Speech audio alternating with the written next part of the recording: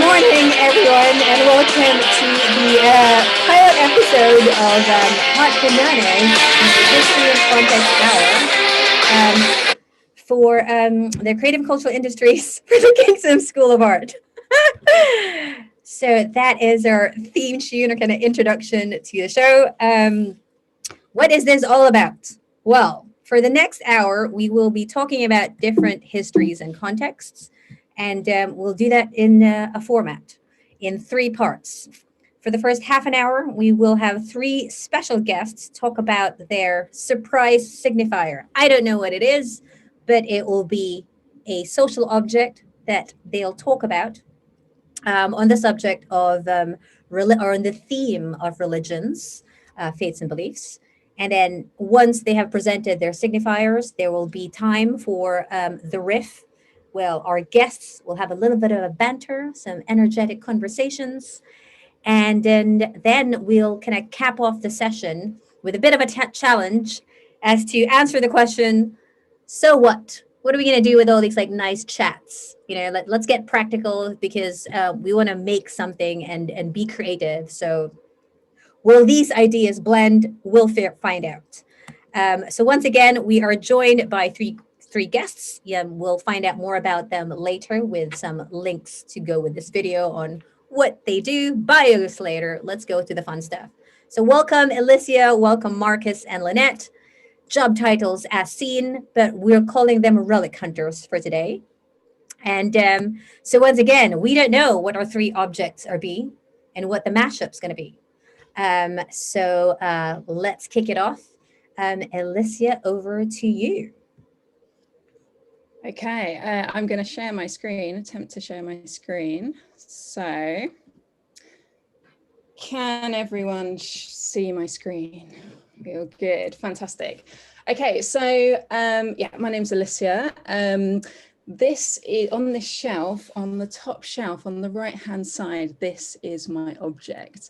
And this is a symbol which has very much come to symbolize for me the inside-outside nature of religion. And it is a matryoshka doll. A Russian doll, the ones which you open and there's another one and there's another one and there's another one. So to introduce this and why I've chosen this for religion, I'm just going to tell two stories of two countries, and the first being Russia. So I grew up with a mum who speaks Russian. She's not Russian, but she is a Russian teacher. And so I learned a few words in Russian, about 6. And we actually went to Russia on a holiday. And whilst we were there were just so many of these matryoshka dolls, mainly for the tourists to buy. And I became obsessed with finding the one that had the tiniest doll inside, and it was quite an interesting challenge, because they really went tiny, like the size of a pea, tiny. And as a child I was really fascinated with tiny objects. Like, I loved dolls' houses. I wasn't interested in the dolls, but I was interested in the tiny little thing, the tiny washing machine. And so this is why I was fascinated with this particular object. I wasn't interested, or I didn't look at the object like a mother and a daughter. I didn't look at it in the sense of family at all. I looked at it in the sense of symbolizing self. And so the deeper that you went inside of it, the more, the closer you got to the middle, the truer the person was. And in my head, my sort of young person brain, this, I guess, symbolized for me the soul. So the more you peeled the layers out, the closer you got to the real person. And I guess for me, this was my very sort of neat understanding of what religion was, or what faith was. It was kind of what's on the inside that counted. Very neat, very tidy. So that was my first, so that's Russia, and this little matryoshka object. I'm just going to go to the next slide. So yeah, this is going into the tiny elements of the object. Fast forward several years, a couple of years ago, I went to Assisi in Italy. Beautiful, beautiful, beautiful town, lovely, lovely place. I'm just in love with Italy anyway, studied there. And obviously named after St. Francis. And I thought, well, whilst I'm here, I may as well do the touristy thing and go and see the chapel in which St. Francis originally worshipped. And so that day I was with my friend. It was a boiling, boiling hot day, and we actually realized that this chapel was just outside of the town. So we set off. And we ended up walking on what was a bit like a yellow brick road, but it was actually red bricks. And all of these red bricks, if you looked at them closely, they had names on, and it turned out that each brick was bought by somebody as a sort of prayer to St. Francis. So it was a kind of a pilgrimage in a way. So we walked, it was about a mile on this red brick road to this place where we thought this little chapel was going to be. But all you could see was this huge, basically cathedral. It was a basilica. It was huge white marble basilica. And I was thinking, okay, all right, this doesn't look like the sort of place that I was expecting. And there's a long queue, and then you pay your ticket, and then you go inside. And I'll just show you. You walk inside and you keep walking, and then in the center, there is this other building. So in this massive basilica is another smaller building. And this particular building, this small chapel, had been sort of embellished itself. It had various decorations over what was originally, I think, quite a humble building. And this turned out to be the chapel, the original chapel that St. Francis used to go to. It was a bit like a religious pass the parcel, like you sort of walked through the gate, you walked through into this very grandiose chapel, and then it got smaller and smaller and smaller. It felt like I'd walked inside a matryoshka doll, really. And it bothered me. It really bothered me that I'd walked in this huge sort of encrusted, embellished, rich thing, and then found this smaller thing. And I thought to myself, is this the soul of religion? Is this like a matryoshka doll? Like it's wrapped in a body of gold and marble? Is this what it is? Of course, the irony, St. Francis himself, clashed with the religious establishment. I'm sure would be mortified with the fact that his chapel that was in the woods, that would have been something like this. Very humble, modest in the woods, had then been sort of wrapped in grandeur. And so he left the wealth and the status behind, much preferring nature. And yet, is this what we do? Is this what we do with the sacred? Do we hide it? Do we make it exclusive? Do we defend it? Do we build walls around it? Do we wrap it in gold and restrict access to it? Do we charge people to enter it? And I fear that this is a lot of the case for a lot of religion, perhaps, that it's guilty of leading to an inside-outside mentality, who is in, who is out. So back to my original object, my matryoshka doll, and perhaps there's another way to look at this object. So what if this mini me was not my soul, like living inside my body, but what if it was the other way around? What if this mini me was my body living in layers of my soul? Even quantum physics is telling us this now, that on a molecular level, we're impacting people all the time, sort of up to a mile away. And even the simplest things, it's something my friend told me a few years ago is still encouraging me today. There's this different mentality of what's inside and what's outside. So what if my this is my soul, this is my body living inside my soul, rather than the other way around. So for me, the question that this relic, this object brings up is this: if religion modeled the idea of our body being inside of our soul rather than the other way around, would we have a more expansive and inclusive world? And that's the sort of final question to sort of leave everyone with. Ew. I think I'm being hypnotized now. Thank you very much. Soul body question. Thank you. Right, tag team, over to you, Marcus.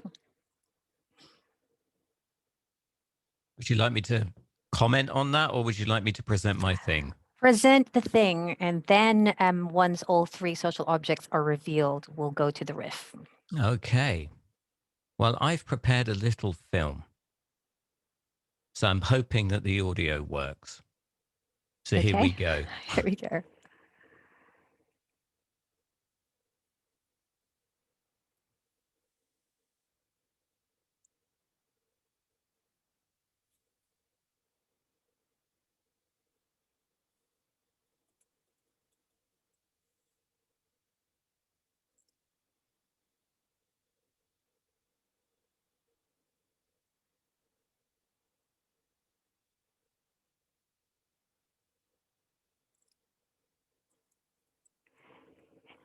As it's the pilot show, we have a sound check.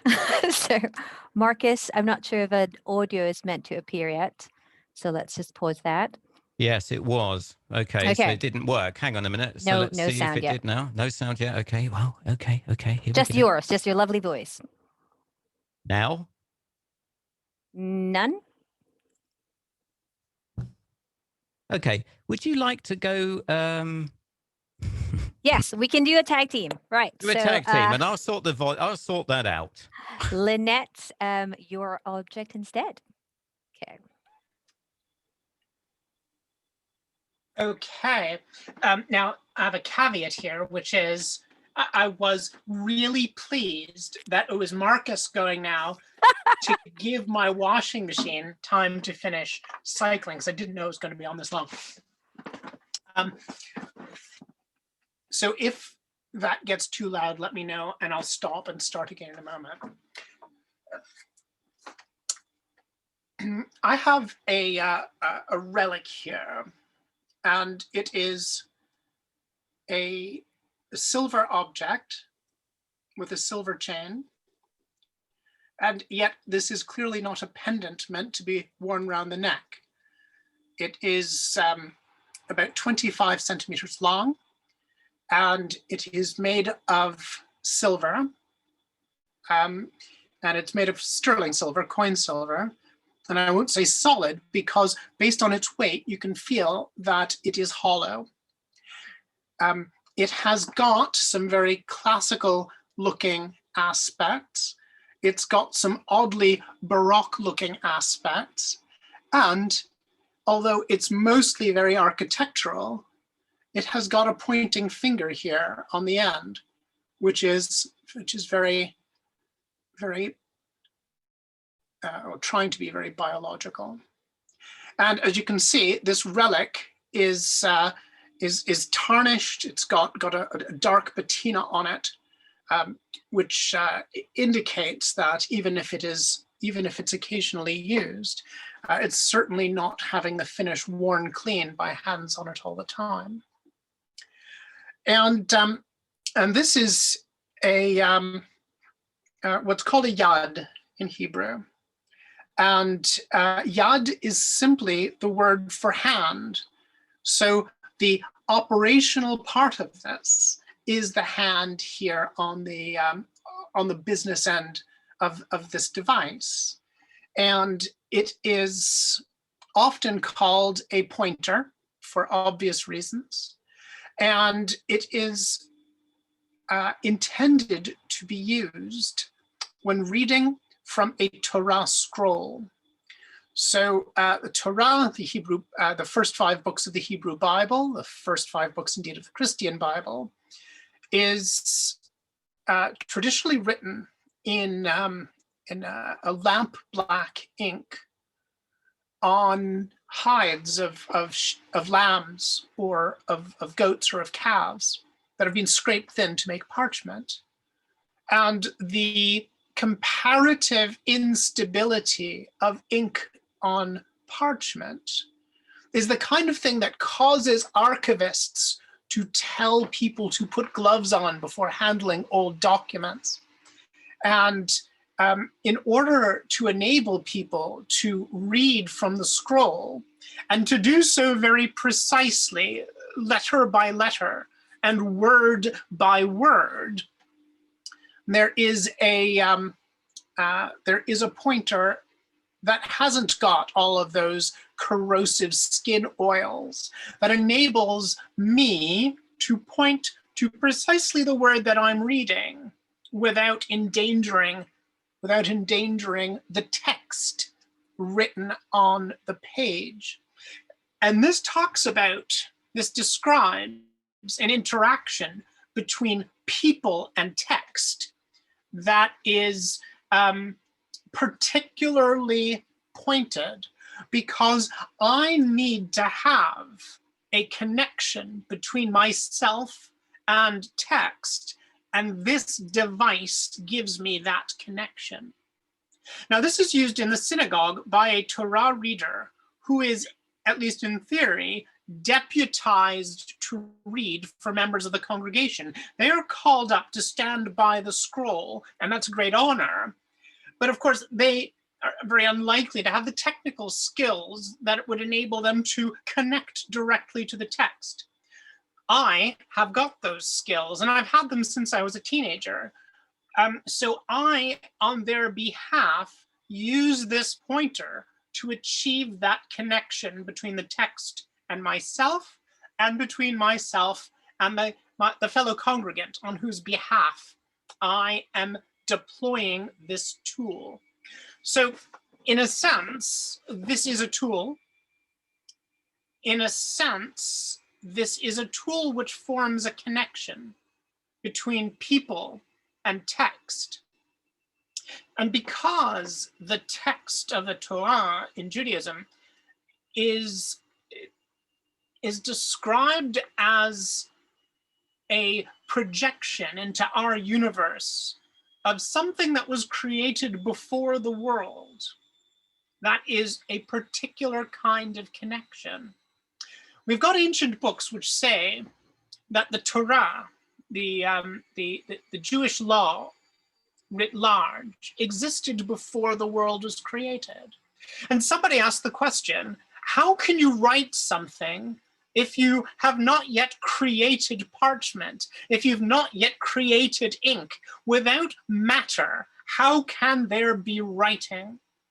And the answer in the ancient texts was, God created the Torah by writing it on God's own arm.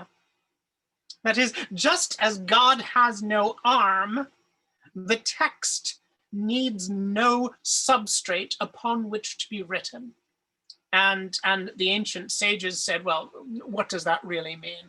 And so they came up with another statement of it, which is that God wrote the Torah on pages of white fire using letters of black fire. That is to say, the Torah itself, in its origins, exists entirely as energy, and that only later, after matter is created, can we create a version of that pure energy that can exist as matter. So when I deploy this tool, I am not only connecting myself and the person on whose behalf I'm reading to a text which exists as ink on parchment. I am connecting myself and the person for whom I'm reading to a text which is thought to have existed as pure energy before it could be reduced to simple matter. And this connects with the idea, with the Neoplatonic idea of something existing in ideal form outside the physical universe, and then existing in physical form within the physical universe. And that's big. And that's spiritual. And that is also a connection between me and Uncle Barry. So my Uncle Barry gave me this device, and he gave it to me when I became a qualified reader of the Torah when I was a teenager. And what this represented from my Uncle Barry, who does not have this skill, was his respect for my acquiring the skill. And not everyone who knows how to read the Torah has their own yad, their own pointer. Many use one off the shelf. So what this is from Barry is an indication of his respect for what I can do, but it's an indication which is also a conspicuous display of wealth on his part. That is, he went and spent a reasonable amount of dosh on something made out of silver to give me to recognize my achievement, while also forcing me to recognize his prosperity. And that interaction between me and him, of course, is all part of what gifts are. So this is not a value-free indicator of my skills or my skill set. This is a value-laden indicator of my skill set, and it's a connection between religion, spirituality, pure energy, God, and money. So this is my relic, and I humbly present it to the people here assembled. Thank you very much, Lynette. Hashtag want one. It's very kind of, can you pass it over, please? I'd love to just like touch it. Right, we shall contain our energies for discussing the two social objects thus presented and pack it all for the upcoming riff. And I will now tag our final guest, Marcus, over to you. Okay, let's see. I've abandoned software and I'm going for hardware. So let's see if this works.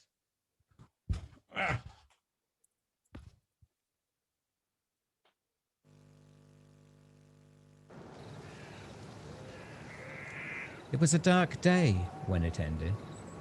The crackling of the earth, the shattering of the sky, the raising of the water, the burning of the city. There was nobody left to remember the smell of smoke or to watch the waters pull back from the land and back into the ocean where it belonged. All gone, except for the one.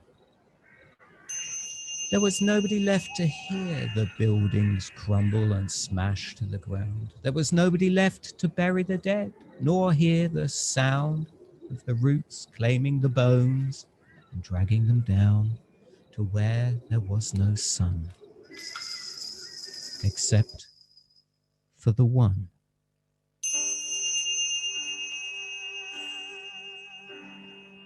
I'm not sure I set out to build a religion, but it appears to be exactly what I'm currently doing. I was planning to build a performance, but it's turned into something much, much bigger. It's based on this man. His name is Joseph Blasphemous, the first grand card master, the business magician, the one. Joseph is the central figure of what was initially my long-form poem called A Wicked Pack of Cards.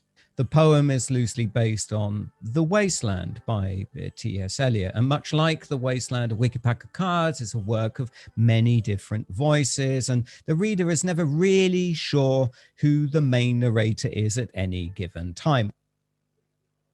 What'd you say? And there are a lot of characters in a wicked pack of cards. What I didn't realize at the time was that this cast, these voices, were all forming the first congregation of what would end up being an emerging fictional religion. And they were all gathering around this central character of Joseph Blasphemous, bewitched by his business spells, his empty cards. Now, I believe that art is alchemy. The artist takes the world that they see, they pull it apart, sprinkle some magic in there, and put it back together again. Art. Now, I like unpacking and repacking the mundane and the dangerous.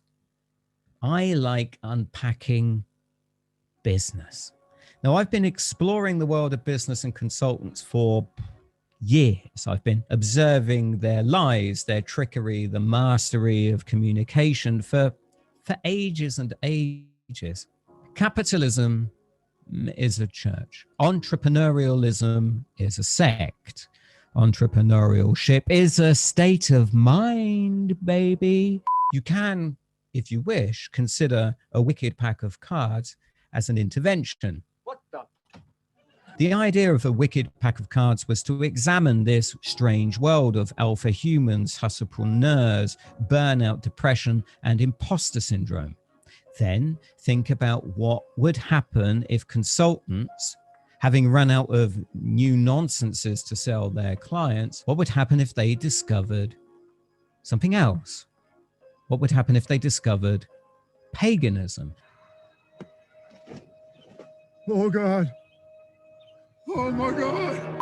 Paganism as the new ultimate emperor's new clothes of consultancy. And voila, Joseph Blasphemous and his wicked pack of cards was born. So I'm taking the world of Joseph Blasphemous and the cast and congregation of a wicked pack of cards, and I'm building it into a platform. And this platform is a religion, and this religion is called hustletology. Hustletology, like any decent religion, is full of symbolism, objects, and semiology. The hat, the costumes, the phoenix stick from the phoenix forest, the Trinity, the hanging tree, and of course, a wicked pack of cards. All of these things play an integral part in the life of a hustletologist. But there's one object that ties it all together, and it's this. It's the blasphemous coin. You see, every hustletologist has to pay their hustle tax. And at the center of the hustletology belief system is a known unknown. It is the currency of fools. It is the blasphemous coin. The hustlepreneurs and the hustletologists in my little universe bury their blasphemous coins as a penance to the one and to the procurement moon, the hope being that their sacrifice will aid their hustle and ring in a fruitful and profitable new financial year. For the lucky ones, a tree, a hanging tree, will sprout and grow on the spot where their coins were buried. So ask yourself this question: what would happen if you buried yours? Would you gain unlimited wealth, unlimited fame, endless influence? Or would you plant the seeds to a brand new religion?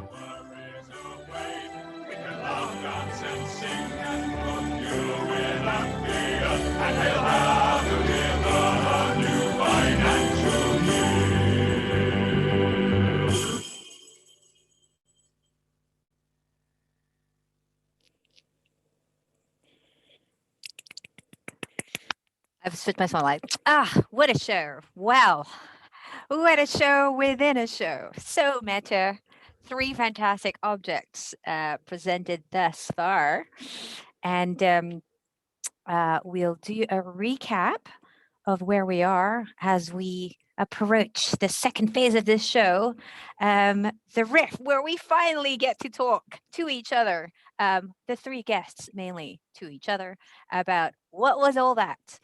And so as a recap,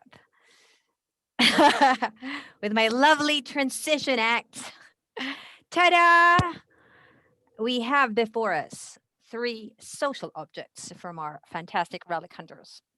matryoshka dolls, the yad, the silver pointer thing, and we have a silver. I love this. We have like the 3 materials here: some wooden, a silver, and then like the gold blasphemous coin. So over to you guess. Let's riff. Whoever wants to start first. Okay, as we're unmuting, me as guest is like curious to kind of reveal other slides, but let's just go to the 3 objects again. Most curious, we have had a Christian context, Jewish one, and quite a profane corporate, capitalistic tones. So, ladies and gentlemen, over to you. Something which I thought was really interesting in that chapel in the Basilica in Assisi is that it is not the only Christian chapel I've been to that has got similar concentric walls. I mean, the Church of the Holy Sepulchre in Jerusalem has got a very similar small, older building within a much bigger, newer building, but which is interestingly built around lots and lots of tiny chapels, some below former ground level. And I think that it's important that Elysia's object is not viewed as sui generis. It's not the only case in which we see spirituality or religion or the self or the soul or the body encased in these levels. It is actually arguably a mainstream concept that we're identifying here.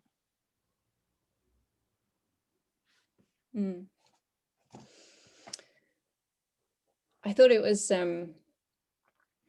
interesting that we all seem to have a resonance with some sort of energy going on there. I think we all kind of use the term energy, and I guess with mine, this idea of if we're looking at the body being inside of the concentric circles of who we are ourselves and us having impact on others, and the sort of energy between a reader and those being read to. And it seemed to be we were bringing up this very tangible sense, tangible and intangible, physical and metaphysical sense of what energy can do to us human beings. It's arguably, one of the things that we have not done is we have not started by talking about definitions and being rigorous about our semantics, but arguably this overall idea that religion is our subject. What we could be talking about is interaction between consciousness and energy, consciousness and matter.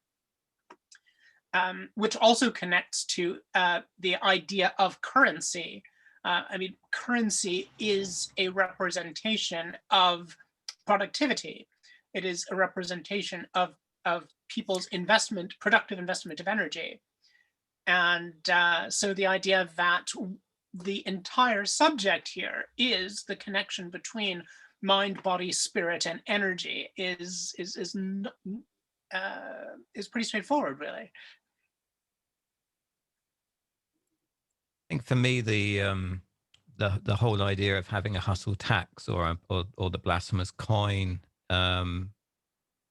comes very much from being a choir boy head chorister at church sitting at the front, watching the audience, the congregation from up in the choir stalls, particularly at collection time, when the money sacks were being passed around, and you can see the insecurity in the faces of the people who were having to put money into these sacks. You would have the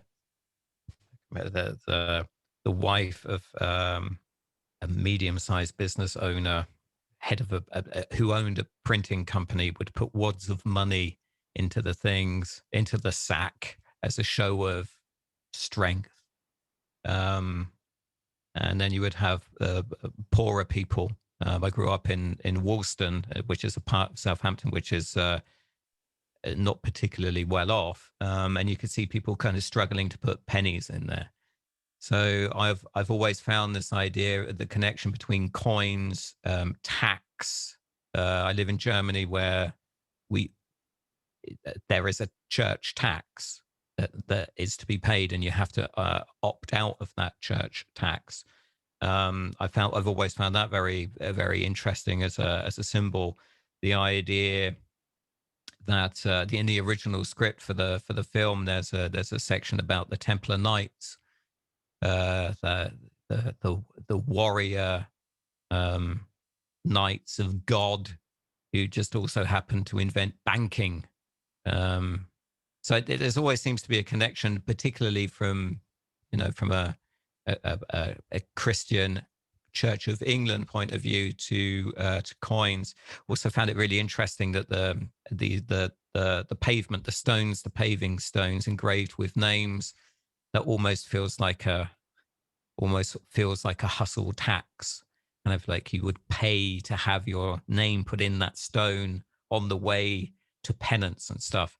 So, I think both of you have come up with objects which are just loaded with meaning. And those dolls, I always found those dolls incredibly frightening as a child.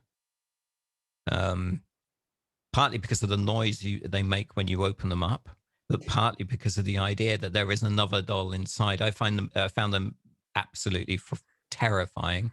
The thing I love about your object is the finger. It is the finger of God pointing at his own word. Yeah, it's wonderful. There are so many stories that you could make up or conjure with these things, and that again, and then I'll shut up, is the thing that I always found fascinating as a child, sitting in church in between songs, because I was only there to sing. I was a paid chorister. That was this whole God stuff. I was nothing to do with me. I'm just a paid singer. I would sit there looking at the stained glass windows and imagining the stories and trying to figure out why there was a dragon up on the stone carving up there and stuff like that. So I've always loved the storytelling, fantasy, narrative aspect of religion. I also noted that connection that we all had with this idea of value and money, and what Lynette, you were saying in terms of the gift having to recognize that there was a significant amount of money to purchase this object, etc. And I think it's something to do with this sort of idea, humans perhaps, that we have evolved with, in the transactional idea of gift, or so if there are gods up there somewhere that are affecting things for us down here in some way, we need to appease the gods, or we need to sacrifice, or there needs to be a transaction for, God forbid we get something for free, or I think it's called grace, and in that sense, the whole idea of this pilgrimage and paying for a brick and taking something which, St. Francis was completely the opposite of what it ended up being, the riches are in the earth. We already have everything we need. And yet we perhaps misunderstand that because we think that everything has to be transactional, and we misunderstand what value and worth is because we live in this, or now very capitalist world of things having a price. I think if I just jump in there, I think there's a really interesting assumption that we're making about Francis being a bit cheesed off with having this great big thing built all around his little church. We don't know that. So I mean, we can assume that because according to the legend, he was he gave everything away and embraced poverty, but we kind of don't know that. And this is what I find so interesting about religion per se. It's what I find interesting about ancient religions, and even more interesting about the newer ones, is this aspect of time. So there's a specific distance between all of these, all of these objects, all of these myths and legends and gospels. Also, what I like about Barry has made himself immortal. Barry's DNA is in that finger. Every time you grab that thing, Barry is with you. So he's paid his he's paid to get on the page. He can't do the skill. So he's got himself he's piggybacked. And I love that. I think that's an amazingly clever thing to have done. Yeah, and I've got to say that there is, in the legends of St. Francis of Assisi, there is the idea, and this carries on into the establishment of the Franciscan order, and especially of the segment of the Franciscan order who embraced radical poverty in the Middle Ages. There is the idea that money is filthy and that it is separate from what it means to represent the value of work. And likewise, the idea that money is an expression of capitalism. Well, a devout Marxian might suggest that in the far future, in the Star Trek The Next Generation future, when there is no requirement for people to work, there is no exchange of value, there need be no money. From each according to their means and to each according to their needs could mean that there's no requirement to denominate anything. And yet, arguably, the idea that money is the opposite of religion, which, Marcus, you're laying out in referring to money as blasphemous and referring to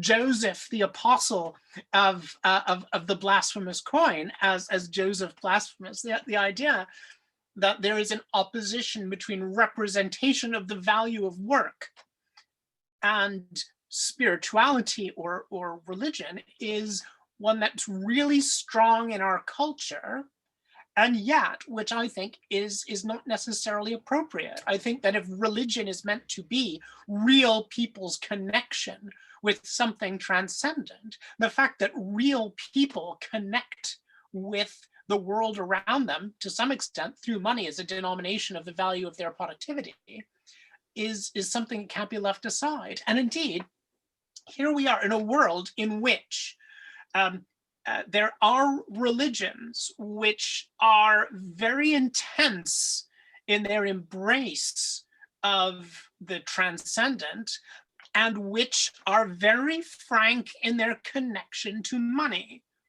That is, they say, if you want salvation, for instance, call this toll-free number and make a donation, or text this number to make a donation. And to some people, that's filthy. That's not true religion. True religion is like St. Francis of Assisi giving up everything and not even owning the garment that he wore, because Christ didn't own the garment that he wore, because religion writ large, Christianity in particular, is all about radical poverty. Well, it needn't be. And clearly, if I give money to the preacher and the preacher gets me a connection to God, And that connection is what I need. That's value given for value received. Yeah. I think that it's interesting to argue. It's not when we're not even arguing. It's interesting to discuss this in terms of a fictional religion. But there is absolutely zero spirituality in Hussertology. So it is it's just a set of rules. It's a stringent set of rules that have been arbitrarily laid down by somebody who has looked at the life, the work, and the death of a person called Joseph Blasphemous and read something into it. I think the idea of Francis of Assisi, it almost feels like another Dan Brown book waiting to be written, kind of the great scandal of man. And you find out that Francis of Assisi wasn't like that at all. He was actually quite into cash. But an entire kind of philosophy and myth has been written around him, probably in a corner of the room in Constantinople while they were tinkering with the New Testament. So it's all kind of like that kind of stuff. And that's why I find that the concept of time, and I think in all three of the objects, there's there are other kind of elements floating around the things that we've shown today. And I think one of the really big elements is the concept and element of time, that the longer these things lie in the depths of time, the more relevant, the more magical these things become. I think, and this is purely my own kind of like my own interpretation as a godless human being. I think religion has got an awful lot to do, has got more to do with magic than with spirituality. And that's something that I've always found particularly interesting. Right. Speaking of time, time is money, they say. And with what you're saying, and all three of you, I'm hearing a sense of there's a gain to be had here. There is a call to action. And now that there is more to be riffed, I am sure. But let's get down to business of practical terms. Let's bring it back to earth.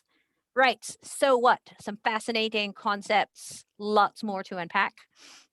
I shall throw in a Kickstarter because the challenge, the clock is on in around roughly 10 minutes. What are we going to do with this? How do we mash these three objects, stories, gnarly kind of blender challenge here of like, what can we do with this? What task or doing or making or gain is to be had from our conversations? And I'll throw in just a little bit of a binder. Good old famous poster boy for atheism, Richard Dawkins, says, quote says, religion is about turning untested belief into unshakable truth through the power of institutions and the passage of time. All right, clever bod. Because like, yeah, time and like and kind of making and and belief is all elements in these three objects. So we've got how do we mash that up, and what can we do with what we've discussed so far? Over to you three. First of all, you've got to realize that Richard Dawkins knows shit about religion. Indeed. Wow. He spent a lot of time postgraduate study and was a scholar for many years about a lot of things, and religion isn't one of them. What can we make? What is the gain? What is a value exchange that can come out of these three objects?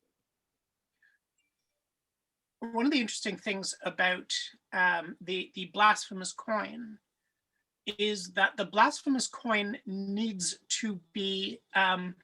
not to be used.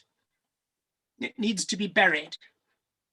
And this connects with Norse religion and indeed Norse culture, and the idea that you achieve value, and the main thing you do with it is put it out of the reach of others by burying it and by guarding it and things like that. That is the idea of hoard.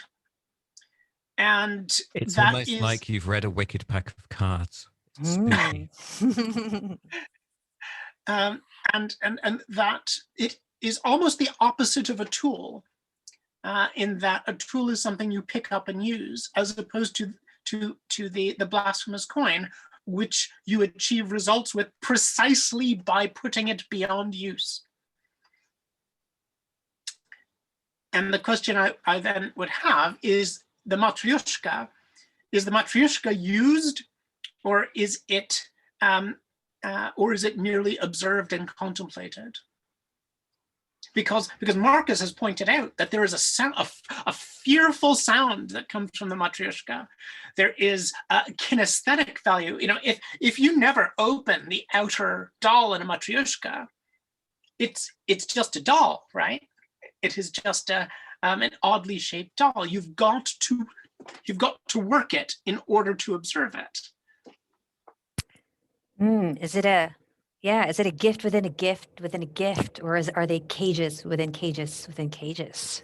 I like this. Like, so hiding, we have value like gold, silver, embellishments. How could this, if you had the students who, well, you will have the students watching this and our audience, what's a challenge? Marcus, do you need some assistance in anything? Or, right, let's like, what can we make? What can we do? What Well, next? I think you're, well, I challenge your brief as vague, but I would, wouldn't I?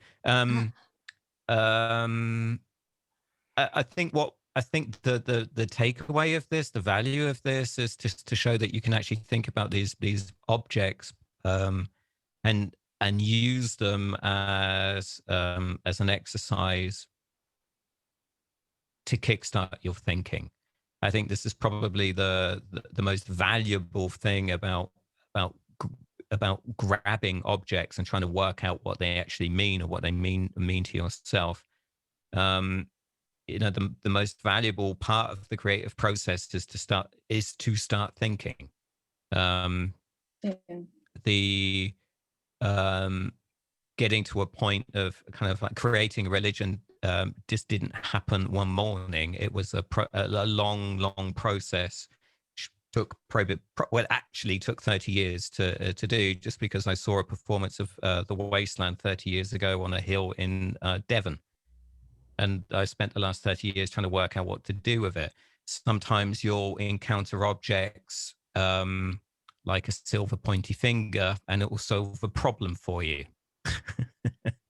So that, you know, Lynette has actually solved a creative problem of mine that I've been struggling with some of the work around hustlotology. So I think that the takeaway for me from this is what do we get, or what do we do with this stuff, is this is the start. This is how you start thinking. You take 3 random objects and try and work out what they mean. Can we build something out of this stuff? Probably. Will we smash it within the next 30 seconds? No, I don't think so. Hi, absolutely. Yes, and so there you go, student and dear listeners. Lynette has answered a problem that Marcus had in his mind, but Lynette intuitively or like spiritually kind of communicated through this channel. And yes, back to the pointer, right? There is this saying that point at, so when someone's pointing at something, look at what the finger is pointing to and not the finger pointing. So I kind of like this notion of like, what are we pointing at here? And often with religions, it's easy to discuss the kind of the non-physical ideas that live in our heads, and what is apparent an abundance of value and objects is creative and cultural objects galore. It's a hoard of the hoard of history is quite a priceless thing. And by raiding the past of these objects and trying to understand what are these to begin with, I think can lead us to some of our more questions and more answers, rather than just maybe discussing the ideologies, the thoughts, the theories in one's heads or opinions. And it becomes more fun and interesting when we just use our hands and grab something. So yes, and I've been teaching the students as well on Dungeons and Dragons alignments. So it would be interesting to have, like, characters of Joe Blasphemous and Francis of Assisi, some characters there already, and Barry. Where would they be in a Dungeons and and an alignment chart of like 9 modalities of neutral, evil, and good. And this idea again of like of making and doing in hand analysts, let's just call them hand analysts. The index finger is meant to be Jupiter, which is a god in obviously mythology, or Zeus, and it's meant to be the finger for leadership of doing. And this is like ego. But then the idea that you're pointing this way, and there's that corny joke that when you point that way, there's 3 fingers pointing back at you. So instead of saying, what do you want to do next? It's like, is more like, oh, maybe what should I be doing? So the inner and outer. Have you ever looked at the riddles. At the components of the Dungeons and Dragons spellcasting system? Verbal, somatic, and material components. Yes. Because I think that comes into this as well. Homework, absolutely a different world. The relics and another fantasy and fiction world of religions. And in the fact that in Dungeons and Dragons we have warlocks, which I play, by the way, and clerics and paladins, right? Different roles, bunch of, again, saints or sinners, saints and sinners, sinners and saints. Thank you so much. There is so much more that we could go on with. I love how, again, you cannot contain riffs. You can try and like allocate some time, but a good bunch of people in a room can come up with amazing things or discuss objects to no end.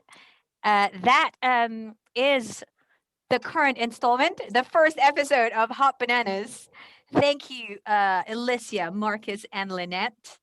And what happens next? Well, till next episode. And for those watching, we have my fabulous decisions. Next episode, to Marcus's point, we will be talking about the supernatural.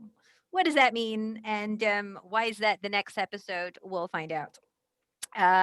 So once again, this is the Hot Banana Show. I am your host, Rina Atienza, one of the lecturers for the Histories and Context module. Thank you for playing. And till next time, the outros.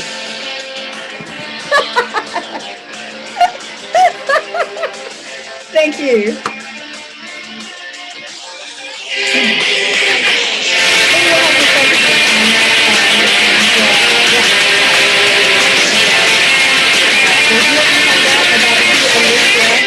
Is and who Marcus is and who Lynette is and what they do, and that will be in links. And yeah, do some Google, find out who they are, and send us a note. Thank you and good day to you all.